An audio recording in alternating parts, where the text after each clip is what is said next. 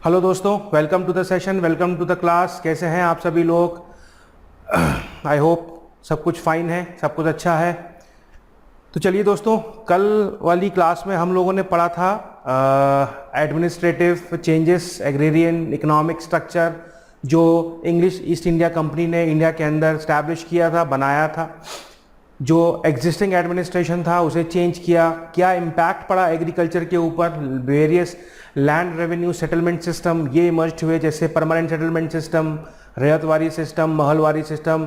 फिर उसके बाद ड्रेन ऑफ वेल्थ थियरी का जो कॉन्सेप्ट है ये था क्या, ये भी हम लोगों ने पढ़ा हमारी लास्ट क्लास में। और साथ ही साथ में हमने पढ़ा कि डी इंडस्ट्रियलाइजेशन कैसे हुआ, कमर्शलाइजेशन ऑफ एग्रीकल्चर कैसे हुआ, एक्सेट्रा एक्सेट्रा। ये सारी चीज़ें हमने हमारे लास्ट लेक्चर में कंप्लीट कर ली है। तो दोस्तों, आज का जो ये लेक्चर है हमारा, आज का जो सेशन है हमारा, वो basically tribal and the civil revolts के ऊपर बेस्ड है, जो कि 1857 का जो रिवोल्ट था उसके पहले हुए। भाई, एडमिनिस्ट्रेशन में चेंजेस आए, इकोनॉमिक स्ट्रक्चर में चेंजेस आए, एग्रीकल्चर में चेंजेस आए, वेरियस अदर ट्राइबल एरियाज में एक्सप्लॉयटेशन शुरू हुआ, सिविलियंस इफेक्ट हुए इससे, और इन्होंने रिटेलिएट किया, रेजिस्टेंस किया इंग्लिश ईस्ट इंडिया कंपनी के रूल को। तो आज के हमारे इस सेशन में हम लोग यही सारी चीज़ें पढ़ने वाले हैं, यही सब कुछ हम लोग आज पढ़ेंगे हमारे इस सेशन में, tribal and the civil revolts before 1857। ठीक है दोस्तों, नाउ इस सेशन को हम लोग शुरुआत करते हैं। भैया, सबसे इंपॉर्टेंट चीज़ तो ये है कि जितने भी स्कॉलर्स हैं, पर्सन्स हैं, वो सब ये मानते हैं कि जो 1857 का रिवोल्ट था, रिवोल्ट ऑफ 1857 जो था, that was the first resistance जो कि फॉरेन रूल के अगेंस्ट में आया, फॉरेन रूल को जो है रजिस्ट किया गया। लेकिन ऐसा नहीं है, इट वाज नॉट सो, क्योंकि इससे पहले ढेर सारे इंसिडेंट्स थे, जैसा मैंने कहा आपको, वेरी इंसिडेंट्स वर देयर। 1857 से पहले भी ऐसे ढेर सारे इंसिडेंट्स हुए जहां पर जो लोगों का रिसेंटमेंट जो डेवलप हो रहा था, लोग जो लोगों के अंदर जो क्या बोलेंगे कि मतलब उनके जितने भी राइट्स थे, जो सारी चीज़ें, जो एलियन रूल से, जो फॉरेन रूल से जिन पर इम्पैक्ट पड़ा, इन सारी चीज़ों को रिटेलिएट किया गया, इन सारी चीज़ों के अगेंस्ट में रिटेलिएट किया गया। जो changes English East India Company India के अंदर लेकर के आई, specially in the field of administration, in the field of economy, सबसे पहले तो इकोनॉमी, और साथ ही साथ में जो लैंड रेवेन्यू सेटलमेंट थे उनसे रिलेटेड। भैया, मैनीफोल्डेड है, मैनिफेस्टेड है, बहुत ये रिसेंटेड, बहुत सारे रेजिस्टेंस है, different groups, different regions India में, ये सारी चीज़ें जो है देखने को मिलती हैं हमको बिफोर ऑफ 1857। तो भैया, रेजिस्टेंस हुआ क्यों, और उसके पहले पीपल्स रेजिस्टेंस वर्ड का मतलब क्या है? What do we mean by the term people resistance? भैया देखो, लोग, पीपल, यहां पर जो वर्ड है पीपल, इसका जो मतलब है दोस्त,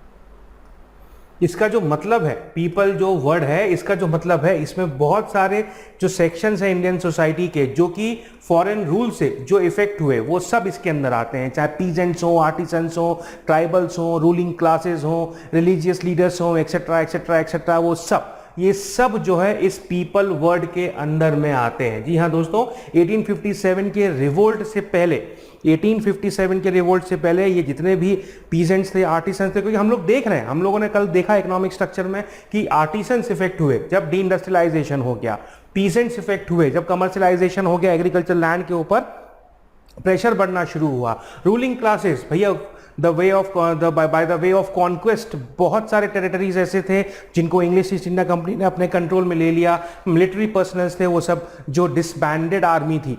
रिलीजन के भी सेक्टर में बहुत सारे चेंजेस जो है, जो ऑर्थोडॉक्स प्रैक्टिसेस जो इंडिया के अंदर प्रेवलेंट थी उस टाइम पर, उनके ऊपर क्वेश्चन मार्क लगाए गए बाय द फॉरेनर्स, और उनमें भी चेंजेस, रिफॉर्म लाए गए। तो भैया, ये सब लीडर्स मिलकर के, इन सब लोगों ने मिलकर के अलग अलग रीजन में, छोटे छोटे अलग रीजन में, पॉकेट्स में जो है, यहां पर रिवोल्ट किया against the English East India company.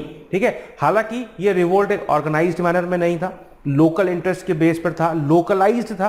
ठीक है, लोकलाइज था, और इसीलिए इनको हम माइनर रिवोल्ट्स और माइनर रेबिलियंस के नाम से भी बोलते हैं। यहां पर सिपाहीज ने भी रिवोल्ट किया, रेबेल किया, और ठीक है। ये सारी चीजें, तो भैया यहां पर क्या हुआ कि जैसे ब्रिटिश रूल स्टैब्लिश हुआ तो बहुत सारे लोगों का जो इंटरेस्ट था, ठीक है, इंटरेस्ट था, वो जो है इफेक्ट हुआ, और अपने इंटरेस्ट के हिसाब से लोगों ने रेजिस्टेंस ऑफर किया, और ये रेजिस्टेंस का जो फॉर्म था ये भी डिफरेंट था रीजन टू रीजन, ठीक है। और ये basically local grievances, local causes थे, इन सब के लिए लोकलाइज्ड था बेसिकली। जो ये रिवोल्ट्स थे, रिबल्स थे, रेबिलियंस थे, ये सारे के सारे लोकलाइज्ड नेचर के थे, सारे के सारे इनिशियल फेज में लोकलाइज्ड नेचर के थे। जो लोकल रूलिंग क्लास थी, जो लोकल लोग थे, लोकल पीपल थे, एक डिफरेंट रीजन्स में, उन्होंने जो है इस ब्रिटिश रूल के अगेंस्ट में, इस जो स्टैब्लिश हुआ था इंडिया के अंदर, उसके अगेंस्ट में उन्होंने रजिस्ट किया। 3 डिफरेंट फॉर्म्स में हम लोग ये सारी चीजें पढ़ते हैं, जैसे सिविल रेबिलियंस, सिविलियंस ने रेबेल किया, ट्राइबल अपराइजिंग्स, जो ट्राइबल रीजन्स थे उन्होंने रिवोल्ट किया, और peasant movements, various peasant movements, ये सब शुरू हुए, ठीक है। जैसे बनारस का एजिटेशन, सूरत का एजिटेशन, बरेली का एजिटेशन, संथाल रेबिलियन, सन्यासी रेबिलियन, तो ये जो है लोकलाइज थे। कुछ रूलर्स भी थे, जैसे वेलुथम्पी जो है साउथ इंडिया में सबसे प्रेवलेंट था, सबसे प्रोमिनेंट, जो प्रेवलेंट कह रहा हूं, जो सबसे प्रोमिनेंट रेबेल था against the English rule which was established in south India, ये चीजें, ठीक है। अब इसका जेनेसिस कहां से होता है, ओरिजिन। जेनेसिस जो वर्ड है बेटा, इस वर्ड का मतलब होता है ओरिजिन, ठीक है। इन रेजिस्टेंस का ओरिजिन कहां से हुआ, रेजिस्टेंस आया कहां से, ठीक है भैया। देखो, प्री कॉलोनियल जो एरा था, यहां पर जो लोग थे वो ऑप्रेसिव रूल के अगेंस्ट में रेबेल किया करते थे, ठीक है, जो रूलर हुआ करता था, लेकिन ऐसा बहुत ज्यादा कॉमन नहीं था, ठीक है, ऑफिशियल्स के अगेंस्ट में, ठीक है। मतलब ये चीजें थी, इट वाज देयर। ऐसा नहीं था कि जब इंग्लिश कंपनी का रूल स्टैब्लिश हुआ तभी लोग जागे, तभी उनमें जागरूकता आई, तभी उनमें रेजिस्टेंस जैसा कोई फीलिंग आया और उन्होंने रजिस्ट करना शुरू किया, ठीक है। तो ऐसा नहीं है, ये ऐसा कुछ भी नहीं है। जो करप्ट प्रैक्टिसेस हुआ करती थी स्टेट ऑफिशियल्स की, हाई लैंड रेवेन्यू जो डिमांड करता था स्टेट, या जो हार्श एटीट्यूड होता था, मींस मान लो कहीं पर क्रॉप्स फेल कर गए, गवर्नमेंट को रेवेन्यू चाहिए, उस पर्टिकुलर रूलिंग डायनेस्टी को रेवेन्यू चाहिए, रूलर को चाहिए, तो भैया जोर जबरदस्ती से जो है वो रेवेन्यू को इकट्ठा कर लिया। तो ये भैया बहुत सारे फैक्टर्स थे ऐसे जहां पर लोकल लोग जो है वो रिबेल किया करते थे, लेकिन जैसे ही कॉलोनियल रूल स्टैब्लिश हुआ, उसकी पॉलिसीज ने पूरे इंडिया को एक जैसा इफेक्ट किया, ठीक है। लेकिन एक जैसा इफेक्ट किया तो भैया रिवोल्ट भी एक जैसा होना चाहिए, है ना। लेकिन ऐसा हुआ नहीं, क्योंकि चूंकि लोग जो थे वो फेमिलियर थे कि भैया अपने लोकल लेवल पर एजिटेट करेंगे तो हमारा जो मेन पर्पस है वो सॉल्व हो जाएगा, हमारे जितने भी ग्रीवेंसेस हैं वो सब सॉर्ट आउट हो जाएंगे, और हम लोग फिर से नॉर्मल लाइफ लीड करना शुरू कर देंगे, ठीक है। और यहां से जैसे ही कॉलोनियल रूल स्टैब्लिश होता है, ठीक है, तो ये लोग रिबेल करना शुरू कर देते हैं। देखो ये एक डिफरेंस और है भैया। ब्रिटिश रूल से पहले जो लोकल रूलर्स थे, जो रूलिंग क्लास थी, रूलिंग कम्युनिटी थी, अगर उनके अगेंस्ट में कोई ट्राइब है या कोई पीजेंट है, फार्मर है, या कोई पर्सन है, अगर वो रिवोल्ट करता था, आर्म्स रेस करता था, तो ठीक है, रूलर उसकी सुन भी लेता था। सुनने के बाद में जो भी ग्रीवेंसेस हैं वो सॉर्ट आउट हो जाते थे। लेकिन इंग्लिश कंपनी के रूल में सुनने वाला कोई नहीं था। क्यों नहीं था सुनने वाला कोई? भाई हमने देखा किस तरीके से एडमिनिस्ट्रेशन कंपनी ने एस्टैब्लिश किया, ठीक है। जब इंग्लिश कंपनी एक टेरिटोरियल पावर बनी, पॉलिटिकल पावर जब कंपनी ने एज्यूम किया, तो डायरेक्टली इंडिया को रूल नहीं किया उन्होंने। पहले जितने भी लोकल रूलर्स थे उन्हीं के अकॉर्डिंगली, मतलब उन्हीं को फ्रंट में रख के उन्होंने अपना रूल स्टार्ट किया। लेकिन जो पर्टिकुलर रूलर, जो पर्टिकुलर नवाब या कुछ भी कह लो आप, अगर वो सामने है, अगर वो लोगों के सामने है, वो उनकी ग्रीवेंसेस सुन भी रहा है, तो वो हेल्पलेस है।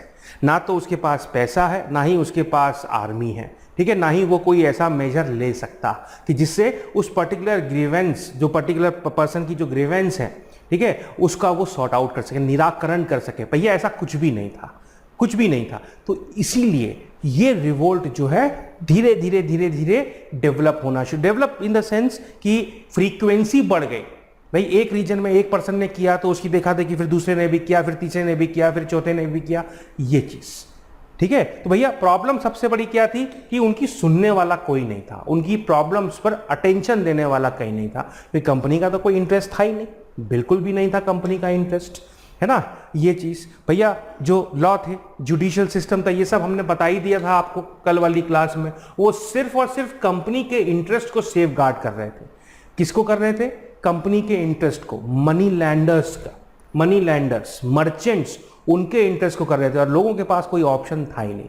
तो उन्होंने सेल्फ आर्म रेस किए और रजिस्ट करना शुरू कर दिया। ट्राइबल पीपल के पास भी यही सब था, उनके रीजन में एंक्रोचमेंट बढ़ गया आउटसाइडर्स का, ठीक है। उनका जो इंडिपेंडेंट स्ट्रक्चर था उसके ऊपर क्वेश्चन उठना शुरू हो गया, ठीक है, वो वायलेट होना शुरू हो गए, ठीक है। उनका जो इंडिपेंडेंट स्ट्रक्चर था एडमिनिस्ट्रेशन का, जो ट्राइबल इकोनॉमी थी वो भी खत्म होना शुरू हो गई, क्यों? क्योंकि जो फॉरेस्ट प्रोडक्ट्स थे उनका हारना शुरू हो गया, माइनिंग शुरू हो गई, मिनरल्स निकालना शुरू कर दिए उन रीजन से, ठीक है। तो वो ट्राइब्स पर इफेक्ट हुआ, तो ट्राइब्स जो है वो वायलेंट हो गए, जो ट्राइब्स थे वो वायलेंट हो गए, उन्होंने रिवोल्ट करना शुरू कर दिया, ठीक है। ये चीज गॉट इट। कॉजेस सिंपल सी बात है भाई, जो कॉलोनियल लैंड रेवेन्यू सेटलमेंट्स थे, बहुत सारे पीजेंट्स जो थे वो अपनी लैंड से इवैक्यूएटेड हो गए।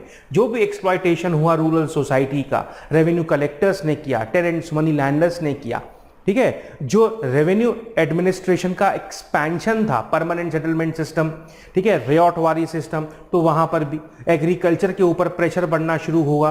ट्राइबल्स रीजन में भी जो फॉरेस्ट लैंड थी उस पर भी एग्रीकल्चर प्रैक्टिस शुरू हो गई, ठीक है। तो भैया अब ट्राइब्स कहां जाएंगे, उनकी लैंड उनसे चली गई, ठीक है। तो ये चीज, तो ये कॉजेस थे जिनसे ये अपराइजिंग शुरू हुए, ठीक।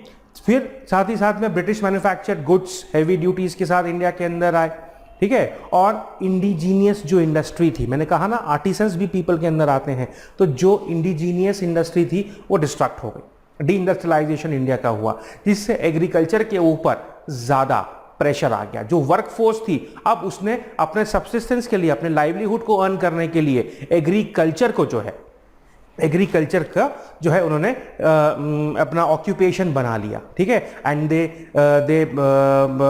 ठीक है। और उससे क्या हुआ, लैंड के ऊपर, खास करके एग्रीकल्चर एरेबल लैंड के ऊपर प्रेशर बढ़ना शुरू हो गया, ठीक है, प्रेशर बढ़ना शुरू हो गया। तो ये मेन कॉजेस थे in tribal and the civil revolts के, ठीक है। अब सिविल अपराइजिंग, सिविल अपराइजिंग का मतलब यह हुआ दोस्तों कि भैया जो भी डिपोज्ड नेटिव रूलर थे या उनके डिसेंडेंट जितने भी थे, जमींदार, लैंडलॉर्ड्स, ठीक है, जब उनकी किंगडम को कॉन्क्वेस्ट कर लिया गया, या रिलीजियस लीडर्स थे, तो ये सब सिविलियंस में आते हैं, ठीक है। तो ये इसीलिए इसका नाम जो है वो सिविल अपराइजिंग या सिविल रिवोल्ट रखा गया है। मास का जो सपोर्ट था, मास यानी कि लोकल पीपल, ठीक है, लोकल पीपल, ठीक है। तो यहां पर उनको मासेस का भी सपोर्ट मिला।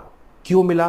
क्योंकि यार देखो, कोई रूलर है, एक कोई भी प्रिंसली स्टेट है, या कोई भी हम लोग बोल लो रूलर है, तो भैया वो पैट्रोनाइज भी करेगा, वो आर्टिस्ट को पैट्रोनाइज करेगा, ठीक है। और उसको बेसिक नीड्स के लिए जो है वो अपने फार्मर को भी पैट्रोनाइज करेगा, उसे भी वो बूस्टअप करेगा कि भैया आप और भी अच्छे से प्रोडक्शन करो। सोल्जर्स, उसके खुद की उसकी आर्मी होगी। तो यस, एक साइकिल जो होता है, इकोनॉमिक साइकिल जो होता है, वो उसकी स्टेट में चलता जाएगा। लेकिन अब वो तो डिपोज्ड हो गया, उसको तो हटा दिया गया, और कंपनी ने वो पूरी की पूरी टेरिटरी अपने टेरिटरीज में इनकॉर्पोरेट कर ली, एक सेंट्रलाइज एडमिनिस्ट्रेशन हो गया, ठीक है। तो वहां पर सुनने वाला कोई नहीं है। तो रूलर को लगा कि यार अब मैं अपनी मेरी जो टेरिटरी थी, मेरी जो रियासत थी, ठीक है, वो चली गई, तो उसको जो है मेरे को फिर से जो है मुझे एक्वायर करना है, मुझे फिर से चाहिए वो चीज़। तो उसने रिवोल्ट करना शुरू किया, उसने रेबेल करना शुरू किया, और वहां पर सपोर्ट मिला लोकल मासेस का, लोकल का। क्यों? क्योंकि उनको ये होप थी कि जो रूलर था, अगर वो अपनी पोजीशन पर फिर से आ जाएगा तो उनकी जो पोजीशन थी, जो उनका मेन ऑक्यूपेशन था, वो फिर से रीइंस्टॉल हो जाएगा, ठीक है, वो रीइंस्टॉल हो जाएगा। तो इसीलिए लोकल लोगों ने सिविल अपराइजिंग्स में साथ दिया। हालांकि ये सिर्फ लोकलाइज्ड मैनर में था, हालांकि ये लोकलाइज्ड मैनर में था। मैंने आपको अभी थोड़ी देर पहले बताया कि जितने भी अपराइजिंग्स हुए उनका जो मेन कॉज था वो administrative and the land revenue settlements था। मेन कॉज एडमिनिस्ट्रेशन में चेंजेस लाना, नए लैंड रेवेन्यू सेटलमेंट सिस्टम का introduction, deindustrialization, drain of wealth का कॉन्सेप्ट, ये देखो भैया यही हमने, इसीलिए हमने इसको सबसे पहले पढ़ा, इसीलिए हमने इस चीज को सबसे पहले पढ़ा। ठीक है, ये चीज। जमींदार, ऐसा नहीं था कि जमींदार पहले नहीं हुआ करते थे, जमींदार होते थे, लेकिन ये जमींदार जो थे ये बेसिकली इंटरमीडियरी हुआ करते थे। यस, दे वर इंटरमीडियरीज। ठीक है, लेकिन ब्रिटिश पीरियड में ये ओनर बन गए। क्या हुआ, ये ओनर बन गए during the time of the English company, है ना, मैंने बताया था आपको, लैंड ओनर बना दिया गया इनको। उसके पहले जितने भी रूलर्स थे वहां पर ये इंटरमीडियरी हुआ करते थे। ठीक है, इंटरमीडियरीज हुआ करते थे। ठीक है, पॉलिगस, जमींदार, लैंडलॉर्ड्स, ये सब। ठीक है, तो यहां पर, ठीक है, गॉट इट, ये चीज। ठीक है, इंडियन हैंडीक्राफ्ट चली गई, जो प्रीस्टली क्लास थी भैया, जितने भी ऑर्थोडॉक्स प्रैक्टिसेस थी, ठीक है, वो चली गई। अब रूलर था, रूलर को उसके रूलर को हटा दिया गया, उसकी किंगडम उससे ले ली गई। तो भैया हिंदू रूलर है तो वो प्रीस्ट को पेट्रोनाइज करेगा, है ना, यस, टेम्पल्स को पेट्रोनाइज करेगा, दान दक्षिणा एक्सेट्रा एक्सेट्रा ये सब रहेगा। अगर मुस्लिम रूलर है तो वो उलेमास, काजीस, इन सबको पेट्रोनाइज करेगा। तो जब वो रूलर ही नहीं रहा तो इन लोगों की भी जो एक पोजीशन थी वो अंडरमाइन हो गई, है ना, वो अंडरमाइन हो गई। पंडित थे, जितने भी मौलवीज थे, प्रीस्ट थे, ये सब। तो ये सब जो है, जो डिपेंडेंट थे ट्रेडिशनल प्रैक्टिसेस के ऊपर, ठीक है, ट्रेडिशनल प्रैक्टिसेस के ऊपर, वो सब खत्म हो गया। Yes, all was ended. ठीक है, ये सारी चीजें। तो इसीलिए इन्होंने अपने लोकल लेवल पर अपने लोकल रूलर को जो है सपोर्ट किया। ठीक है, गॉट इट। ठीक है, नाउ अब बारी आती है जनरल कैरेक्टरिस्टिक्स की। ठीक है, जनरल कैरेक्टरिस्टिक्स क्या थी इन सिविल अपराइजिंग्स की? भैया कॉमन कंडीशन थी, रिप्रेजेंट कर रहे थे ये स्पेस के साथ, यानी कि रीजन टू रीजन ये वेरी भी कर रही थी। ठीक है, ये चीज सबसे इंपॉर्टेंट जो चीज था, ये सेमी फ्यूडल लीडर्स थे, जितने भी सेमी फ्यूडल लीडर्स थे जिन्होंने अपराइजिंग में पार्टिसिपेट किया। बैकवर्ड लुकिंग, मतलब लोग बोलते हैं ट्रेडिशनल आउटलुक था इनका, यानी कि जो पुराना इनका सिस्टम था ना, वो ये इसी को ही फिर से रिवाइव करना चाहते थे। नया कुछ भी नहीं, उसी को वो रिस्टोर करना चाहते थे कि भैया जो हमारी पुरानी पोजीशन थी ना, बस वो हमको मिल जाए, वो हमको वापस मिल जाए, ये चीज, दैट्स इट, और कुछ नहीं। जो भी रूलर एंड सोशल रिलेशंस थे, रूल्ड और रूलर के बीच में जो रिलेशन था पुराना, वो फिर से रीस्टोर हो जाए, दैट्स इट। ठीक है, इसीलिए ये जितने भी मूवमेंट्स थे ना, ये जितने भी रेबेलियंस थे, ये सारे के सारे लोकलाइज्ड नेचर के थे। लोकलाइज्ड, मैंने ये टर्म बार बार यूज किया है भैया, ये ध्यान रखिएगा, लोकलाइज्ड। 1857 के रिवोल्ट से पहले जितने भी रेबेल हुए हैं वो सारे के सारे लोकल नेचर के हैं, वो सारे के सारे लोकल नेचर के हैं, और एक पर्टिकुलर सेक्शन की ग्रीवेंसेस को वो रिप्रेजेंट करते हैं। ठीक है, या तो उनकी ग्रीवेंसेस को सॉर्ट आउट कर दिया गया, या फिर उन रेबल्स को सप्रेस कर दिया गया। ठीक है, सप्रेस कर दिया गया, ये चीज। ठीक है, अब कुछ civil uprisings, important civil uprising. सबसे पहला जो सिविल अपराइजिंग था, that was Sannyasi revolt. Sannyasi revolt, मैंने आपको बताया था कि ड्रेन ऑफ वेल्थ के चलते इंडिया जो है वो लैंड ऑफ फेमीन्स बन गया, और सबसे पहला फेमीन, सबसे बड़ा फेमीन जो आया इंडिया में, that was in 1770। Just British rule establish ही हुआ था, जस्ट ब्रिटिश रूल स्टैब्लिश ही हुआ था, क्योंकि जो एग्जिस्टिंग इकोनॉमिक ऑर्डर था वो चेंज हो गया। एग्जिस्टिंग इकोनॉमिक ऑर्डर जो था, जो सेल्फ सफिशिएंसी थी विलेजेस की, वो खत्म हो चुकी थी। Yes, that was ended. और जैसे ही फेमीन आया, वहां पर लोगों की कंडीशन बहुत बुरी हो गई, और जो ईस्टर्न इंडिया के सन्यासीस थे उन्होंने रिवोल्ट शुरू कर दिया, सन्यासीस ने। ठीक है, और इन सन्यासीस का साथ दिया लोकल रूलर्स की डिसबैंडेड आर्मी ने, जो विलेज के इनहैबिटेंट्स थे उन लोगों ने, और कुछ इंटरमीडियरीज थे जिन्हें जमींदार कहा जाता है वहां पर। अब कोर्स क्या था, इन्होंने क्या किया, इन्होंने कंपनी के जितने भी सेटलमेंट्स थे, जितनी भी फैक्ट्रीज थी, उन सब पर रेड डाली। ठीक है, उन्हें सैक कर लिया, लेकिन सन्यासी रिवोल्ट को सक्सेसफुली सबड्यू कर दिया गया, सप्रेस कर दिया गया बाय द वॉरेन हेस्टिंग। तो यहां पर एक हमारे लिए फैक्ट बना, that Sannyasi revolt occurred during the time of Warren Hastings. ये ध्यान रखिएगा भैया, पहला जो सिविल रिवोल्ट था वो वॉरेन हेस्टिंग के टाइम पर आया। वॉरेन हेस्टिंग जो पहला गवर्नर जनरल था बंगाल का। और सन्यासी रिवोल्ट की सबसे खास बात, हिंदूज एंड मुस्लिम्स एक थे।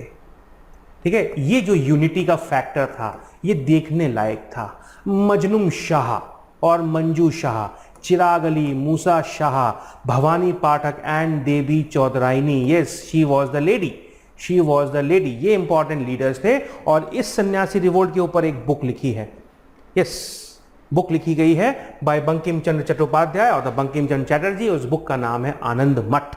एक अच्छा मूवी भी बना है, अगर आप लोग इंटरेस्टेड हो तो आप उसे देख भी सकते हो। अगर मूवीज में इंटरेस्ट हो तो आनंद मठ नाम की एक मूवी बनी है, इसी नॉवल के ऊपर बनी है और आप वो देख सकते हो। और वंदे मातरम सॉन्ग जो है, यस हालांकि उस मूवी के अंदर दिया गया है, पर हाँ इस टाइम पर वंदे मातरम जो सॉन्ग था, ऐसा कहा जाता था देवी चौधराइनी शी संग this song for the very first time, और बंकिम चंद्र चटर्जी ने ही वो ये सॉन्ग लिखा था।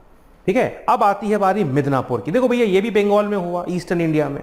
क्यों? क्योंकि बंगाल में ही तो पहला रूल हुआ, बंगाल में ही तो पहला सबसे पहले कंपनी का प्रॉपर एक्सप्लॉइटेशन है, प्रॉपर रूल स्टैब्लिश हुआ और वहां पर उन्होंने एक्सप्लॉइट करना शुरू किया, है ना, ये चीज। Got it? तो भैया ये रिवोल्ट मिदनापुर में होता है, क्योंकि मिदनापुर 1760 में ही मिल गया। अगर आपको याद हो तो पुराने लेक्चर में हमने पढ़ा था कि मिदनापुर का जो रेवेन्यू सेटलमेंट है, जो दीवानी है, वो मीर कासिम ने दी कंपनी को, मीर कासिम को जब बंगाल का नवाब बनाया गया। तो भैया इस रीजन से रेवेन्यू, लैंड रेवेन्यू कलेक्ट करने के जो राइट थे वो मीर कासिम ने दिए। किसको? इंग्लिश कंपनी को।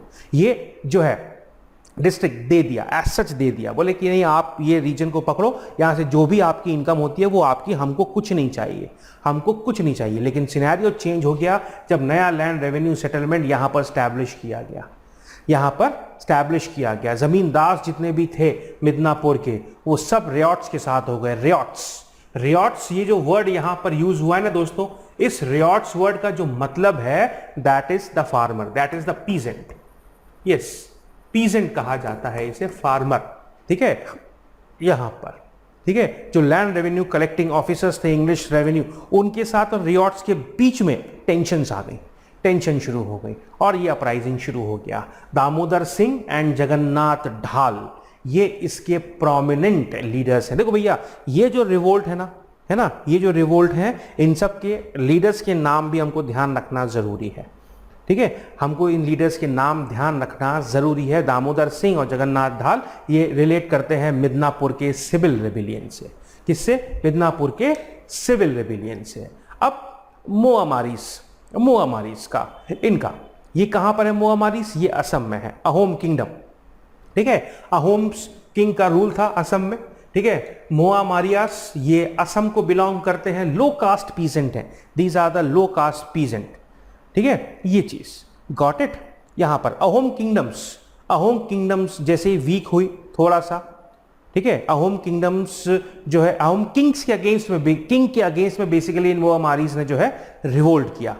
ठीक है, और इसी रिवोल्ट के चलते अहोम किंगडम जो है वो थोड़ी सी वीक भी हो गई, वो थोड़ी सी वीक भी हो गई। अहोम किंगडम रूलर्स ने ब्रिटिश हेल्प मांगी।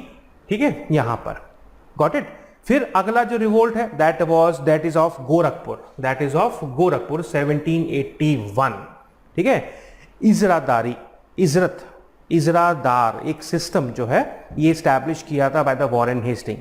ठीक है, तो उसके अगेंस्ट में ये रिवोल्ट स्टार्ट हुआ। मिस्टर एलेक्जेंडर हेने, मेजर एलेक्जेंडर हेने जो है ये पर्सन थे। ठीक है, यस, मेजर एलेक्जेंडर हेने, इन्होंने इजरादारी सिस्टम को इंट्रोड्यूस किया 1778 में। एक तरीके से सीक्रेट एक्सपेरिमेंट था भाई कंपनी का, सरप्लस मनी लाने के लिए। ठीक है, एक तरीके से ये रेवेन्यू फार्मिंग थी, बेसिकली एक तरीके से ये रेवेन्यू फार्मिंग थी। ठीक है, जो कि इस मिस्टर हेने ने इंट्रोड्यूस करी थी यहां पर, लेकिन बहुत ज्यादा ऑपरेसिव थी यार, बहुत ज्यादा। ठीक है, जितने भी जमींदार थे, जो लोकल कल्टीवेटर्स थे, उन्होंने इस सिस्टम के अगेंस्ट में आवाज उठाई। ठीक है, आवाज उठाई। इस गोरखपुर के रेबिलियन को सप्रेस किया गया, मिस्टर हेने को डिसमिस कर दिया गया और इस इजरादारी सिस्टम को रिमूव कर दिया गया, इजरादारी सिस्टम को। ठीक है, इस सिस्टम को उन्होंने रिमूव कर दिया। तो अगर आपसे यह है कि इजरादारी सिस्टम किस चीज से रिलेटेड है, तो आप यहां पर भी उसको लैंड रेवेन्यू सेटलमेंट से बोल सकते हो, क्योंकि एक तरीके से ये रेवेन्यू फार्मिंग जैसा था, शेयर बेस पर, जिसमें कंपनी के ऑफिशियल्स का सबसे ज्यादा शेयर था। ठीक है, ये चीज। Next, Raja of Vizianagaram. Vizianagaram के जो राजा थे 1794 में ये रिवोल्ट करते हैं। देखो 1794, देखो अगर आपको कुछ याद आता हो तो इस टाइम पर मैसूर किंगडम भी थी, मराठा किंगडम्स भी थी, निजाम्स भी थे, ठीक है। तो उनके बीच में एक ये बफर स्टेट बनी हुई थी विजयनगरम, ठीक है। यहां पर आनंद गजपति राजू ये रूलर थे विजयनगरम के 1758 में, ठीक है। और इनके बीच में, इंग्लिश के बीच में ट्रीटी हुई फ्रेंच को इस रीजन से बाहर निकालने के लिए, ठीक है। ये चीज ट्रीटी सक्सेसफुल थी, पर भैया इंग्लिशमैन कहाँ रहते हैं, उनको अपना फायदा दिखना चाहिए। आनंद राजू जो है कुछ ऐसा स्टेप ले पाते, उससे पहले उनकी डेथ हो गई। क्या हुआ, इससे पहले उनकी डेथ हो गई। अब इंग्लिश कंपनी पहुंची इस रूलर के पास और बोले कि हमको 3 लाख रुपए की ट्रिब्यूट चाहिए, हमको 3 लाख रुपए की ट्रिब्यूट चाहिए, प्लस आपको अपनी जो आर्मी है उसे डिसबैंड कर दो, आपकी जो आर्मी है उसे आप डिसबैंड कर दो, हटा दो, हम आपके लिए खड़े हैं, हम आपको यहां पर सपोर्ट करेंगे। रूलर ने कहा नहीं, ठीक है। उन्होंने कहा कि भैया हमारे पास आपको देने के लिए कोई भी ड्यूज नहीं है, बिल्कुल नहीं है। और जो रूलर था उसके सपोर्ट में जो उसके सब्जेक्ट्स थे, यानी कि जो जनता थी, वो इंग्लिश के अगेंस्ट में उन्होंने रिवोल्ट किया। इस राजा को 1793 में कैप्चर कर लिया गया, पेंशन दी गई, पर राजा ने उसको रिफ्यूज कर दिया। एक बैटल हुई, that is the battle of Padmanabhan, ठीक है। विशाखापट्टनम डिस्ट्रिक्ट में ये प्लेस है। 1794 में ये बैटल हुई, राजा मर गए इस बैटल में, और विजयनगरम विशाखापट्टनम जो इसको हम लोग बोलते हैं, ठीक है। तो ये जो है इसके ब्रिटिश कंपनी के रूल में आ गया, ठीक है। ये चीज ब्रिटिश कंपनी के रूल में आ गया। अब यहां का जो बेटा था, इस रूलर का जो बेटा था, ठीक है, उन्होंने भी उस डिमांड को थोड़ा सा और उसके लिए कम कर दिया, ठीक है। ये चीज। अब बारी आती है अवध में। 1799 में अवध में रिवोल्ट होता है। वजीर अली खान, शुजाउद्दौला के बाद में वजीर अली खान ये नवाब बनते हैं सितंबर 1797 में, ठीक है। इनके साथ जो रिलेशन थे ब्रिटिश के, वो धीरे फिर से उनके बीच में मतलब टेंशन शुरू हो जाती है, ठीक है, टेंशन शुरू हो जाती है। और जब सादत अली खान जो वजीर अली खान के अंकल हैं, ठीक है, वजीर अली खान के अंकल हैं, कंपनी ये चाहती है कि वो सादत अली खान को जो है थ्रोन पर बैठाए, उनको नवाब बनाए अवध का, ठीक है। वजीर अली खान को पेंशन दी जाती है 1799 में, लेकिन वो क्या करते हैं, वो British resident mister George Frederick को मार देते हैं, ठीक है। ये चीज, उनको मर्डर कर देते हैं। और यहां पर जो है अटैक होता है, ठीक है। वजीर अली के जो गार्ड हैं और यूरोपियंस को मार देते हैं। जो बनारस के डिस्ट्रिक्ट मजिस्ट्रेट हैं उनकी भी हत्या कर दी जाती है, उनका भी मर्डर कर दिया जाता है, और एक बनारस में जनरल मैसेकर होता है। वजीर अली खान जो है अपनी आर्मी को फिर से इकट्ठा करते हैं, लेकिन मिस्टर जनरल अर्क्सकाइन जो है वजीर अली को हरा देते हैं। वजीर अली को फिर जयपुर भेज दिया जाता है असाइलम में, ठीक है। अर्थर वेलेस्ले जयपुर के राजा से एक्स्ट्राडिशन ट्रीटी कुछ साइन करते हैं और वजीर अली खान को बुला लेते हैं, ठीक है। ये चीज अपने पास वजीर अली खान सरेंडर करते हैं 1799 में, और कन्फाइनमेंट में भेज दिए जाते हैं at the fort William Calcutta में। ये रिवोल्ट भी सप्रेस हो गया। अब आती है पॉलीगर्स, साउथ इंडिया का सबसे फेमस रिवोल्ट है ना, पॉलीगर्स और पलाय करगल, ठीक है। साउथ इंडिया के ये सबसे ज्यादा स्टिफ रेजिस्टेंस जो है ये देते हैं 1795 से लेकर के 1805 तक, 10 ईयर्स तक का ये रिवोल्ट चलता है। ये तमिलनाडु रीजन में ये बेसिकली जो है ये रेबेल होता है, पॉलीगस, ठीक है। ये फार्मर्स, पीजेंट्स होते हैं, एक तरीके से जमींदार सी होते हैं। यहाँ पर प्रॉब्लम 1781 से शुरू हो जाती है, जब जो नवाब ऑफ अर्कॉट हैं, ठीक है, जो नवाब ऑफ अर्कॉट हैं वो अपना पूरा मैनेजमेंट और कंट्रोल जो है तिरुनेलवेली का और कार्नाटिक रीजन का ये इंग्लिश ईस्ट इंडिया कंपनी को दे देते हैं, ठीक है। और इससे जितने भी जो पॉलीगर्स हैं, जो फार्मर्स हैं वहां पर, उनमें टेंशन शुरू हो जाती है इस अरेंजमेंट से, उनमें रिसेंटमेंट शुरू हो जाता है। क्यों? क्योंकि उनकी इंडिपेंडेंस चली गई ना भैया, उनकी जो सोवरेन अथॉरिटी है वो चली गई, वो खत्म हो गई। ये चीज, ठीक है, ये चीज फर्स्ट रिवोल्ट कंपनी के अगेंस्ट में होता है टैक्सेशन के लिए, ठीक है, रिवोल्ट को सप्रेस कर दिया जाता है बुरी तरीके से। सेकेंड फेज फिर से शुरू होता है, लेकिन वो बहुत ज़्यादा वायलेंट है, बहुत ज़्यादा वायलेंट है, ठीक है। बहुत सारे पॉलीगर्स को इम्प्रिजन कर दिया जाता है, लेकिन वो भागने में कामयाब होते हैं और फिर वो अटैक करते हैं। 1803 से लेकर के 1805 के बीच में जो पॉलीगर्स हैं वो नॉर्थ अर्कॉट में रेबेल करते हैं, और कवल फीस जो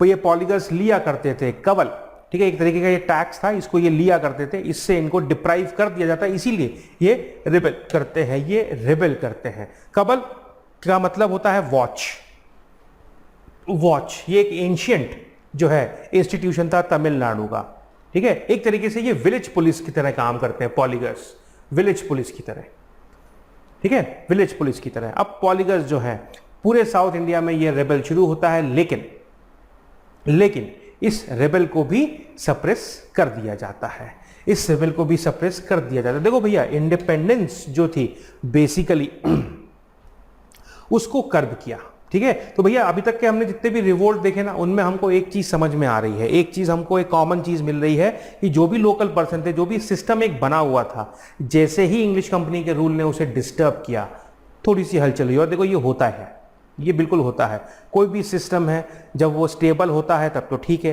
लेकिन जैसे ही उसमें इंस्टेबिलिटी आती है तो वो अपने आप को स्टेबल करने की कोशिश करता है। और यस, कभी उसमें कंस्ट्रक्टिव फोर्सेस भी काम करती हैं और कभी डिस्ट्रक्टिव फोर्सेस भी काम करती हैं, ठीक है। तो ये चीज इधर के केस में क्या हुआ, सारी डिस्ट्रक्टिव फोर्सेस थी, हर चीज डिस्ट्रॉय होती चली गई और लोगों ने रिवोल्ट करना शुरू कर दिया, लोगों ने रिबेल करना, रिटेलिएट करना शुरू कर दिया, ठीक है। अब आती है दीवान वेलुथम्पी का रिवोल्ट, ये काफी इंपॉर्टेंट है।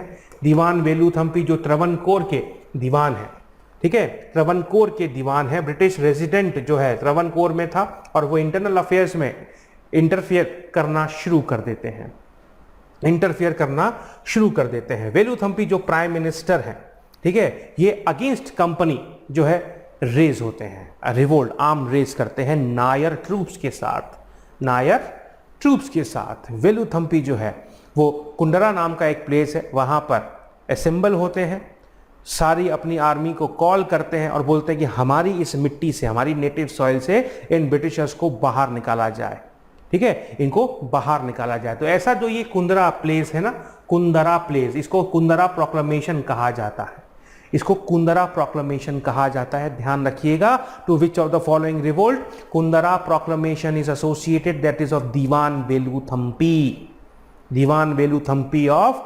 त्रवणकोर, ठीक है, ये ध्यान रखिएगा, ये बहुत ज्यादा इंपॉर्टेंट है। मिलिट्री ऑपरेशन होता है हर चीज को रीस्टोर करने के लिए, पीस को रीस्टोर करने के लिए, लेकिन महाराजा जो त्रवणकोर के जो महाराज होते हैं, जो रूलर होते हैं, वो इस रेबल का साथ नहीं देते, इस रेबिलियन में वो सपोर्ट नहीं करते, और इजीली जो है इंग्लिश कंपनी इस रिवोल्ट को सप्रेस कर देती है। वेलुथम्पी को वो खुद सुसाइड कर लेते हैं और ये रेबिलियन खत्म हो जाता है, ये रेबिलियन खत्म हो जाता है, ठीक है। उसके बाद में कच्छ रेबिलियन है, 1832 में हुआ। महाराजा भैरामल कच्छ ये जो है ये थ्रोन पर आते हैं, ठीक है। एक पावर स्ट्रगल होता है चीफ्स और महाराज के बीच में, ठीक है। जितने भी कच्छ रीजन के जो इंटरनल फ्यूड्स हैं, ठीक है, वहां पर ब्रिटिश इंटरफियर करते हैं। अरब और अफ्रीकन ट्रूप्स की मदद से राजा बहरामल II ब्रिटिश को उस टेरिटरी से बाहर निकालना चाहते हैं, बट ब्रिटिश जो होते हैं वो इस रूलर को डिफीट कर देते हैं, हरा देते हैं, गद्दी से हटा देते हैं, उसके बेटे को फिर से बिठा देते हैं अपने टर्म्स एंड कंडीशन पर, अपने टर्म्स एंड कंडीशन पर, ठीक है। ब्रिटिश रेजिडेंट इस पूरे रीजन को रूल करते हैं, they became the de facto ruler. Administration में काफी ज्यादा इनोवेशंस किए जाते हैं, ठीक है, ये चीज गॉट इट, ठीक है। इस रीजन में एक्सटेंसिव मिलिट्री ऑपरेशंस जो हैं किए जाते हैं, लेकिन those extensive military operation they failed to establish peace in the region, ठीक है। तो यहां पर फिर क्या होता है, कंसिलेटरी पॉलिसी जो है फॉलो की जाती है। भैया ओके, अपन लोग बैठ करके ऑन टेबल बात करते हैं, ओके आपका रूल है, आप अपने अकॉर्डिंगली इसे रन कीजिए, ब्रिटिश का इंटरफेरेंस नहीं रहेगा, ब्रिटिश का इतना इंटरफेरेंस नहीं रहेगा। अब आती है पायक रेबिलियन। पायक रेबिलियन ये उड़ीसा का है, उड़ीसा, ठीक है। इंपॉर्टेंट इवेंट है पायक रेबिलियन 1817 का, ठीक है। ये बेसिकली लैंडेड मिलिटिया, जो पायक्स होते हैं ना, इन्फेंट्री, उसे पायक कहा जाता है, ठीक है। तो जो इन्फेंट्री है उड़ीसा के रूलर की, वो जो है ये रिवोल्ट करती है, ठीक है। जो पायक्स थे उड़ीसा में रूलर के टाइम पर, इनको रेंट फ्री लैंड ग्रांट्स मिलते थे, ठीक है। जो वो मिलिट्री सर्विस दिया करते थे ना, तो उससे उनको लैंड मिलती थी, ठीक है, जिस पर उनको टैक्स नहीं देना पड़ता था। उससे जो भी रेवेन्यू प्रोड्यूस होगा ना, वो उनकी सैलरी है। जो भी रेवेन्यू प्रोड्यूस होगा ना, वो उनकी सैलरी है। और ये एक तरीके से हेरिडिटरी था, मीन जनरेशन टू जनरेशन ये पास ऑन होता था, generation to generation pass on होता था। तो जब कंपनी ने उड़ीसा को कॉन्कर किया 1803 में, तो यहां पर इन पायक्स के ये जो पावर थी, जो प्रेस्टीज थी, जो ये राइट्स थे, ये खत्म हो गए, रिड्यूस हो गए। अब भैया ये लैंड रेवेन्यू जो पॉलिसी कंपनी ने इंट्रोड्यूस करी, वो पायक्स के बिल्कुल भी फेवर में नहीं थी, वो पायक्स के फेवर में नहीं थी, ठीक है। और फिर भैया उड़ीसा कोस्टल स्टेट है, यहां पर सॉल्ट भी जो है प्रोड्यूस होता है, ठीक है, सॉल्ट भी। तो यहां पर सॉल्ट टैक्सेशन से जो सॉल्ट का प्राइस था, वो जो है इंक्रीज हो गया। लोकल करेंसी थी कौरी करेंसी, इसको एबॉलिश कर दिया गया, और जो भी पेमेंट होगा टैक्स का, वो सब सिल्वर में किया जाएगा। तो भैया ये पायक्स को बिल्कुल भी जो है पसंद नहीं आई। तो बख्शी जगबंधु विद्याधर ये मिलिट्री चीफ थे, ये मिलिट्री चीफ थे। बख्शी जगबंधु विद्याधर ये मिलिट्री चीफ थे राजा ऑफ खुर्दा की फोर्सेस के। तो इन्होंने जो है आर्म रेस किए, इन्होंने आर्म रेस किए। अब स्पार्क की जरूरत थी, तो भैया कुछ गुमसूर रीजन से टेरिटरीज, जो कुछ डेड बॉडीज, कोंड्स लोगों की, कोंड एक ट्राइब है जो कि उड़ीसा में पाई जाती है, उनकी डेड बॉडीज कुछ मिली, वहां पर आई। और यहां पर मार्च 1817 में जो है ये रिबेल शुरू होता है। It give the spark. Mukund Dev जो थे राजा ऑफ खुर्दा, वो जमींदार बख्शी विद्याधर, ठीक है, ये सब जो है पायक्स की आर्मी को लेकर के जाते हैं और ईस्ट इंडिया कंपनी पर अटैक कर देते हैं। कुछ टाइम के लिए ईस्ट इंडिया कंपनी रिट्रीट भी करती है, बट इस रेबेल को 1818 में सक्सेसफुली जो है ब्रूटली सप्रेस कर दिया जाता है, ठीक है, सप्रेस कर दिया जाता है। पूरी टेम्पल जो शेल्टर देते हैं जगबंधु को, उनको पकड़ के उनको फांसी की सजा दे दी जाती है, और फिर पायक्स रेबिलियन को सप्रेस कर दिया जाता है। क्या किया जाता है? पायक रेबिलियन को सप्रेस कर दिया जाता है, ठीक है। अब आता है वहाबी मूवमेंट। ये एक इस्लामिस्ट रिवाइवलिस्ट मूवमेंट है, एक इस्लामिक रिवाइवलिस्ट मूवमेंट है। अब्दुल वहाब जो है इस मूवमेंट को शुरू करते हैं 1703 एडी में इन सऊदी अरेबिया, ठीक है। सैयद अहमद ऑफ राय बरेली इनकी टीचिंग से ये जो मूवमेंट है वहाबी मूवमेंट, ये सऊदी अरेबिया के अब्दुल वहाब और शाह वलीउल्लाह ऑफ दिल्ली ये मिलकर के इसको स्टार्ट करते हैं। ये बेसिकली मूवमेंट शुरू होता है जो वेस्टर्न इन्फ्लुएंस जो आया इंडियन सोसाइटी पे, खास करके इस्लामिक सोसाइटी पर, उसके अगेंस्ट पर। ये एक रिवाइवलिस्ट मूवमेंट है, मींस जो इस्लाम के टेनेट्स हैं उन सबको फिर से जो है रीस्टैब्लिश करना, उसको रीस्टैब्लिश करना, ठीक है, ये चीज got it. Country wise organization होता है इस वहाबी मूवमेंट का। हैदराबाद, मद्रास, बंगाल, यूपी, बॉम्बे, ये सब रीजन है, इसके इंपॉर्टेंट सेक्टर है ना। वार ऑफ केओस की जो टेरिटरी है दारुल हर्ब, इसको दारुल इस्लाम में कन्वर्ट करना है, ठीक है। जिहाद जो है ये डिक्लेयर करना है। इनिशियली सिख किंगडम के अगेंस्ट में ये किया गया था, पर बाद में जो है जब सिख रूलर्स डिफीट हो जाते हैं तब ये इंग्लिश के अगेंस्ट में ये आ जाता है। और एंटी ब्रिटिश सेंटिमेंट्स को स्प्रेड करने के लिए वहाबी मूवमेंट बहुत इंपॉर्टेंट रोल प्ले करता है, स्पेशली आफ्टर 1849, जब पूरे पंजाब को एनेक्स कर लेती है इंग्लिश कंपनी, ठीक है, ये चीज गॉट इट। ये पार्ट कुका मूवमेंट, ये भी पंजाब बेस्ड है, 1840 में शुरू होता है, specially in the western Punjab. जो भगत जवाहर मल, ठीक है, साईं साहेब है ना, सियन साहेब जो है, ये मोस्ट प्रोमिनेंट कुका मूवमेंट है ना। नामधारी सिख सेक्ट होते हैं, बाबा राम सिंह है ना, ये चीजें इसके मेजर लीडर हैं। है ना ये चीज। जवाहर मल के बाद बाबा राम सिंह जो कि नामधारी सिख सेक्ट इस्टेब्लिश करते हैं। ये ब्रिटिश जब पंजाब को लेते हैं तो वहां पर जो है प्यूरिफिकेशन कैंपेन जो है, रिलीजियस प्यूरिफिकेशन कैंपेन जो है वो एक कुछ ऐसा शुरू होता है, पॉलिटिकल कैंपेन में वो कन्वर्ट हो जाता है। ठीक है ये चीज। ठीक है तो जो टेनेट्स हैं, ठीक है इस मूवमेंट के, वो बेसिकली क्या है, कास्ट सिस्टम को एबॉलिश करना, ठीक है, consumption of meat and alcohol को डिस्करेज करना, drugs, permission of inter marriages, window री मैरिजेस को परमिट करना, विमेन्स सेक्लूजन से बाहर निकले, इन सबको एक जो है परमिट करना। तो एक तरीके से देखा जाए तो ये रिफॉर्मिस्ट मूवमेंट था। एक तरीके से देखा जाए तो ये एक रिफॉर्मिस्ट मूवमेंट था। पॉलिटिकल साइड में देखें तो कुकास जो है वो ब्रिटिश को हटाना चाहते थे। They wanted to remove the rule of English company, और फिर से सिख रूल को पंजाब रीजन में जो है री एस्टैब्लिश करना चाहते थे। ठीक है और यहां पर उन्होंने बाइकॉट जो भी थे इंग्लिश लॉज, एजुकेशन, प्रोडक्ट्स, इन सब का शुरू किया। ठीक है द कंसेप्ट ऑफ स्वदेशी और नॉन कॉपरेशन जैसा कुछ जो था, जो बाद में आया, जो बहुत ज़्यादा प्रेवलेंट हुआ, एक तरीके से कूका मूवमेंट ने उसकी शुरुआत करी। एक तरीके से कूका मूवमेंट ने उसकी यहाँ पर शुरुआत करी। ठीक है 1872 में इस मूवमेंट को सप्रेस कर दिया गया और बाबा राम सिंह को जो है डिपोर्ट कर दिया गया रंगून। बाबा राम सिंह को जो है डिपोर्ट कर दिया गया रंगून। ठीक है ये चीज़ गॉट इट। ठीक है अब आती है पीजेंट मूवमेंट्स, कुछ रिलीजियस ओवरटोन्स के साथ। जो पीजेंट्स थे इनमें पागलपंथीस, ये मूवमेंट सबसे इंपॉर्टेंट है। एक सेमी रिलीजियस ग्रुप था, है ना, मेमन सिंह डिस्ट्रिक्ट जो है बंगाल में, वहां पर ये करम शाह जो है पागलपंथीस ये मूवमेंट शुरू करते हैं। ठीक है Karam Shah he is related to the Pagalpanthi movement. ठीक है ये चीज़, जितने भी पीजेंट्स थे, है ना, ट्राइबल्स थे, वो सब इस मूवमेंट में जो है पार्टिसिपेट करते हैं। ठीक है ये चीज़, जितने भी ज़मींदार हैं 1825 और 35 के बीच में इन द ईस्टर्न पार्ट, ठीक है वहाँ पर उन सब पे अटैक किया जाता है, लेकिन फिर बाद में इस मूवमेंट को भी सप्रेस कर दिया जाता है।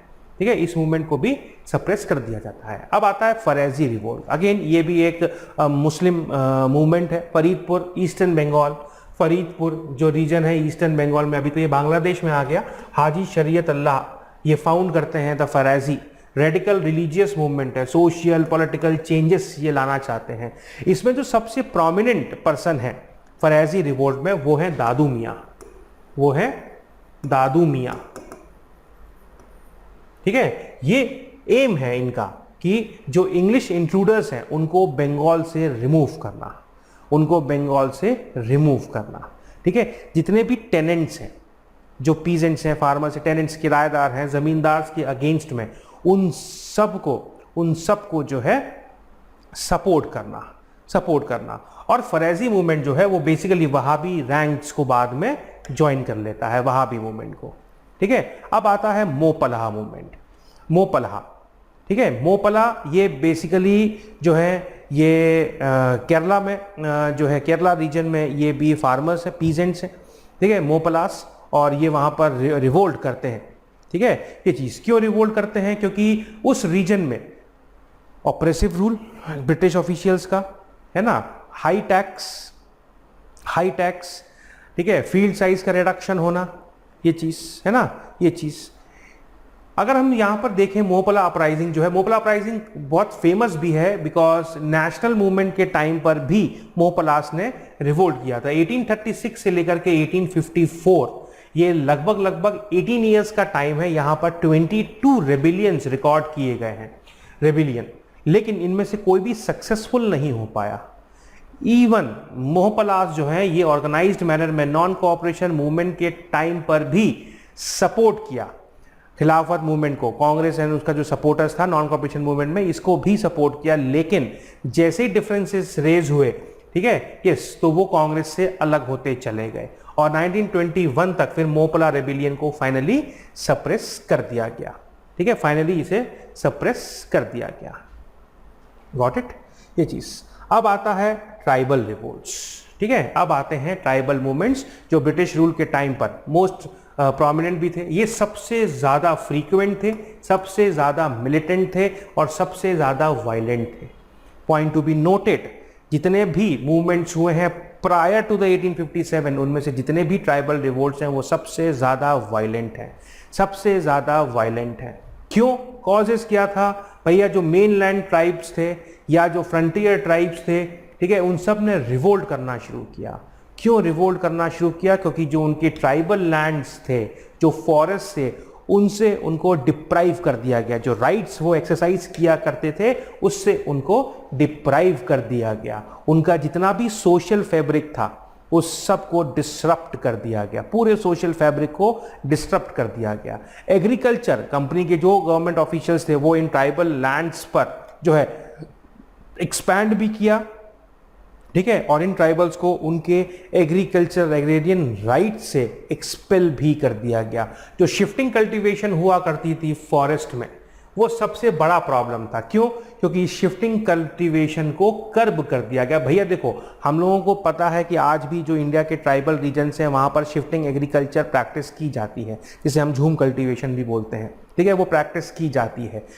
क्या स्लैश एंड बर्न फार्मिंग है? मीन्स एक फील्ड है, उसको पहले काट दिया, ठीक है, या जो पेड़ थे उनको जला दिया, सॉइल थी उसको हार्नेस किया, वहाँ पर एग्रीकल्चर प्रैक्टिस करी, ठीक है, जब तक वो प्रोडक्शन वहाँ से हो सकता था, जितना उसकी प्रोडक्टिविटी जब तक जीरो नहीं हो जाती थी सॉइल की, तब तक उसको यूज़ करते थे। और जैसे ही उस सॉइल की प्रोडक्टिविटी खत्म हो जाती थी उस सॉइल को अबेंडन कर दिया जाता था ताकि वो सॉइल रिप्लेनिश हो सके, ठीक है, रिप्लेनिश हो सके ये चीज़। तो ये जो सिस्टम था, है ना, शिफ्टिंग कल्टीवेशन का ये जो सिस्टम था, इसे एंड कर दिया गया, इसे कर्ब कर दिया गया। बोला कि नहीं, आप बार बार इसे ऐसे फॉरेस्ट से शिफ्ट नहीं करोगे, आप जिस लैंड पर हो एग्रीकल्चर कर रहे हो भैया वहीं पर करते रहो। तो यहाँ पर रिसेंटमेंट ट्राइब्स के बीच में ज़्यादा आ गया। प्लस रेलवेज का बनना, है ना, कंपनी को टिम्बर की ज़रूरत थी तो उसके लिए फॉरेस्ट का काटना।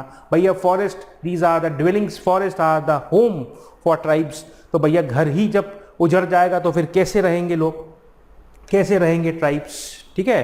प्लस आउटसाइडर्स का आना, जैसे पुलिस, ट्रेडर्स, मनी लैंडर्स, ठीक है, इन सब ने जो है ट्राइबल्स की सफरिंग्स को एग्जैगरेट कर दिया।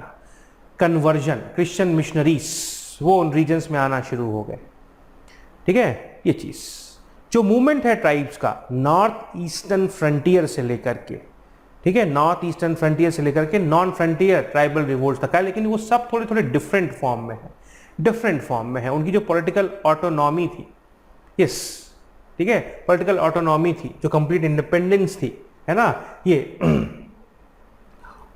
उसको थोड़ा सा इफेक्ट किया गया, ठीक है, ये चीज वो इफेक्टेड हुई, ठीक है। अब फीचर्स क्या है भैया? एथनिक टाई है, tribals, solidarity has been found in tribal groups में।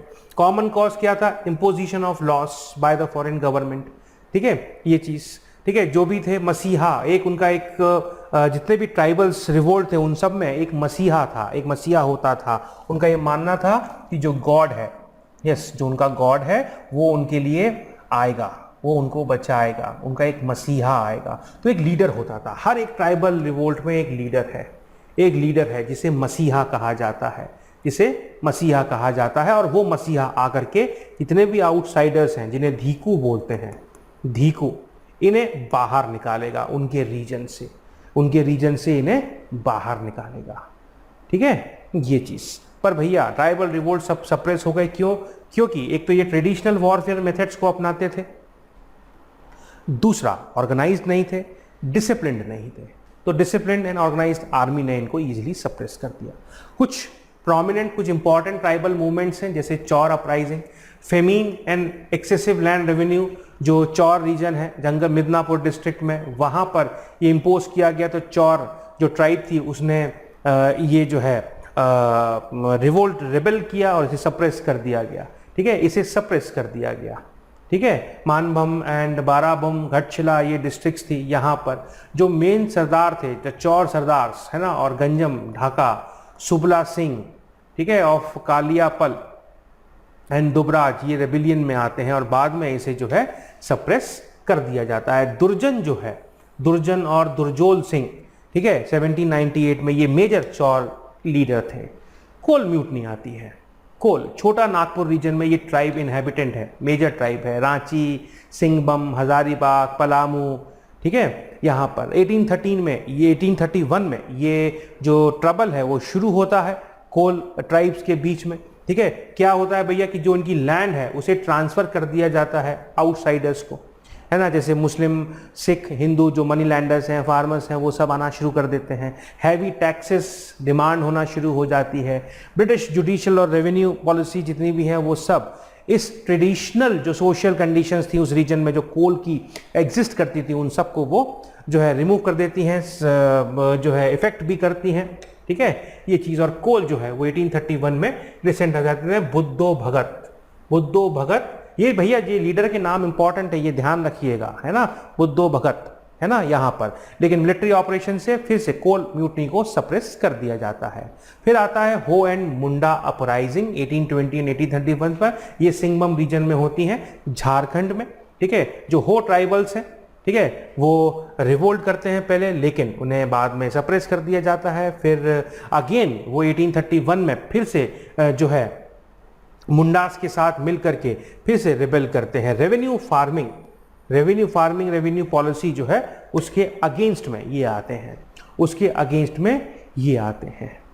ठीक है भैया। बिरसा मुंडा 1899 से 1900 के बीच में बिरसा मुंडा जो है ये इनके मेन मसीहा हैं, मेन लीडर हैं, ठीक है। ये चीज़ें सब 87 के बाद में है। अब आता है मोस्ट प्रोमिनेंट संथाल रेबिलियन जो कि राजमहल हिल्स बिहार में है, जहाँ पर ये ट्राइब डिसाइड करती है। यहाँ पर कंटिन्यूशन ऑपरेशन सप्रेशन, ये मनी लैंडर्स का, इंग्लिश कंपनी के ऑफिशियल्स का, ये पुलिस का, ये सब यहाँ पर होता है। जो लॉर्ड्स हैं और जो पीजेंट्स हैं, जो फार्मर्स हैं, उनको डिस्पोजेस कर दिया जाता है उनकी लैंड से, हाईली ब्रूटली ऑप्रेस किया जाता है।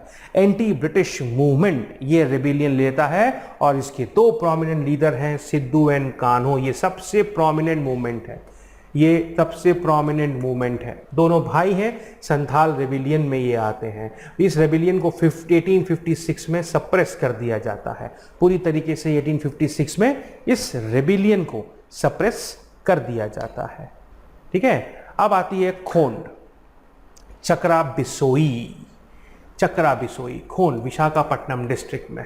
चक्रा Bisoi was the main person behind this, ठीक है। चक्रा बिसोई जो है ये ट्राइबल्स को सपोर्ट करते हैं। खोंड्स में एक प्रैक्टिस थी that was of human sacrifices की जो ये प्रैक्टिस है इसको बैन कर दिया जाता है। तो इसके अगेंस्ट में जो है ये खोंड्स रेबिलियन जो है अपराइज करते हैं चक्रा बिसोई, और इसे जो है बाद में सप्रेस कर दिया जाता है, ठीक है। कोया रिवोल्ट गोदावरी अगेन आंध्र प्रदेश में है ना। तोम्मा सोरा इसके लीडर है, ठीक है। फिर भील रिवोल्ट वेस्टर्न घाट्स में, माउंटेन पासेस जो डेक्कन के बीच में है, डेक्कन रीजन में, है ना। डेक्कन रीजन में फेमीन आता है और ब्रिटिश जो है फोर्सेस कंसिलेटरी एफर्ट लगाती है सरप्राइजिंग को रिवोल्ट सप्रेस करने के लिए। फिर वेस्टर्न घाट्स की एक ट्राइब है रामोसी रिवोल्ट्स, ठीक है। ये बेसिकली ब्रिटिश एडमिनिस्ट्रेशन मतलब जो एनेक्सेशन पॉलिसी है ब्रिटिशर्स की उससे ज़्यादा नाराज़ है, उससे ज़्यादा जो है वो रिसेंटेड है, खास करके तब जब मराठा टेरिटरीज को एनेक्स कर लिया जाता है, ठीक है। क्या होता था, मराठास के टाइम पे रामोसीस को एम्प्लॉय किया जाता था, ठीक है। यस, इनको एक तरीके से पहरेदार की तरह यूज करते थे। जो वेस्टर्न घाट रीजन है ना, वहां पर इन रामोसीस ट्राइब को जो है एज अ पुलिसिंग के लिए रखा जाता था। तो जैसे ही Maratha administration, Maratha territories British के अंडर में गई, वैसे ही उनका मीन्स ऑफ लाइवलीहुड खत्म हो गया। अब वो क्या करेंगे, तो दे रिवोल्टेड चित्तूर सिंह के अंडर में 1822 में वो रिवोल्ट करते हैं, सतारा को जो है वो प्लंडर करते हैं। फिर उम्माजी नायक, बापू त्रिम्बक जी सावंत ये इस अपराइजिंग को कंटिन्यू करते हैं, ठीक है। फिर 1839 में ये आता है, फिर राजा प्रताप सिंह जो है सतारा के, उनको बैनिश कर दिया जाता है। फिर फाइनली सुपीरियर जो ब्रिटिश फोर्सेस हैं वो इस पूरे रीजन में, वेस्टर्न घाट रीजन में जो है ऑर्डर को रीस्टोर करती हैं, और जो पेसिफिस्ट पॉलिसी है टुवर्ड्स द रामोसीस ये इंग्लिश कंपनी अडॉप्ट करती है, और इन रामोसीस को उनकी जो पुरानी पोजीशन है वो दे देती है, यानी कि जो हिल पुलिस का जो काम है था उनका वो उनको वापस दे दिया जाता है। तो इससे ये उनको रिकंसाइल कर लिया जाता है, कंसिलेटरी ये मेजर है, ठीक है। इसलिए इससे उनको मना लिया जाता है और इस मूवमेंट को एंड कर देते हैं, ठीक है। रामोसी अपराइजिंग खत्म हो जाता है।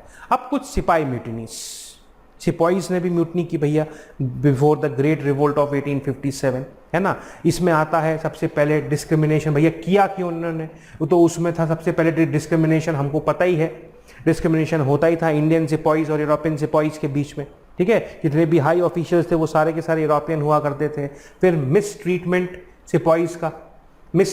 सिपॉइज का बाय द ब्रिटिश ऑफिशियल्स, ठीक है। हाईली रेसिस्ट पॉलिसीज जो है वो एडमिनिस्टर की जाती थी। गवर्नमेंट जो है फॉरेन सर्विसेज की जो अलाउंसेस है वो रिमोट रीजन में जाने के लिए, लड़ने के लिए जो मिलते थे वो नहीं देती थी इनको, ठीक है। प्लस कुछ रिलीजियस ऑब्जेक्शंस भी थे, ठीक है। तो यहां पर इसीलिए इन्होंने जो है रिवोल्ट किया यहां पर, ठीक है। और डिसकंटेनमेंट तो था ही भैया, जितने भी सोशल, रिलीजियस और इकोनॉमिक जो फैक्टर थे, इन्हीं सिपॉइज के अंदर जो रिसेंटमेंट था अल्टीमेटली ये कल्मिनेट हुआ इन द रिवोल्ट ऑफ 1857, और फिर वहां पर रूलर्स ने इसका फायदा उठाया और the great revolt occurred against the company, ठीक है, अगेंस्ट द कंपनी। ओके, ये चीज कुछ इंपॉर्टेंट म्यूटनीज है। सबसे पहले बंगाल में म्यूटनी हुई सिपॉइज की 1764 में। फिर 1806 की वेल्लोर म्यूटनी काफी फेमस है, यस, वेल्लोर म्यूटनी, ठीक है। यहां पर रिलीजियस प्रैक्टिस, सोशल प्रैक्टिसेस, यहां पर ये चीज, ठीक है। इसी टाइम पर एक और म्यूटनी होती है, लेकिन वो व्हाइट सोल्जर्स करते हैं, जिसे व्हाइट म्यूटनी कहा जाता है, व्हाइट म्यूटनी, ठीक है। फिर 47th नेटिव इन्फेंट्री की ये एक म्यूटनी होती है 1924 में। फिर असम में कंपनी के कुछ ऑफिशियल्स रिवोल्ट करते हैं 1824 में, ठीक है। शोलापुर में होती है। फिर ढेर सारी, मतलब कंटिन्यूसली कुछ ना कुछ सिपॉइज का म्यूटनी होते जाता है, 44, 49, 50, 52, है ना, ये चीज। पर इन सब का नेचर सिर्फ लोकलाइज्ड था, इन सब का नेचर लोकलाइज था, और फिर इनको बहुत मतलब रूथलेसली इनको सप्रेस कर दिया जाता है यहां पर, ठीक है, ये चीज। Got it? क्लियर? क्लियर? ये चीज। इन सारी म्यूटनी के फेलियर का कारण सिर्फ एक ही है कि ये रीजनल है और लोकलाइज्ड है, सिर्फ लोकल ग्रीवेंसेस को ये डील करती है। लीडरशिप फ्यूडल है, सेमी फ्यूडल कैरेक्टर की है, बैकवर्ड लुकिंग है। फिर से जो ट्रेडिशनल जो सिस्टम था एडमिनिस्ट्रेशन का, उसी को रीस्टैब्लिश करना चाहते थे, ये चीज आउटलुक, ठीक है। कोई ऑल्टरनेटिव नहीं था इनके पास कि जो एग्जिस्टिंग सोशल सेटअप है उसको और कैसे बेहतर बनाया जाए, बेटर बनाया जाए, ठीक है, ये चीज। और वही ट्रेडिशनल वॉरफेयर मेथड्स, वही आइडियोलॉजी, कल्चरल कंटेंट, वही सब पुराना था। इसीलिए जो है methods of warfare was obsolete and outdated, इसीलिए इन म्यूटनी को बड़ी आसानी के साथ इजीली सप्रेस कर दिया गया, ठीक है दोस्तों, ये चीज। Got it? तो ये कॉजेस था फेलियर का। सो दोस्तों, this was the tribal and civil revolt. अब कल के सेशन में हम लोग मिलेंगे इंडियन रेनेसा के साथ, कल्चरल मूवमेंट जो इंडिया में स्टार्ट होते हैं, various socio religious reform movement जो इंडिया के अंदर स्टार्ट होते हैं, ठीक है दोस्तों। So thank you very much, thank you दोस्तों, थैंक यू वेरी मच। कल फिर मिलते हैं, ठीक है, अगले सेशन में, अगले लेक्चर में।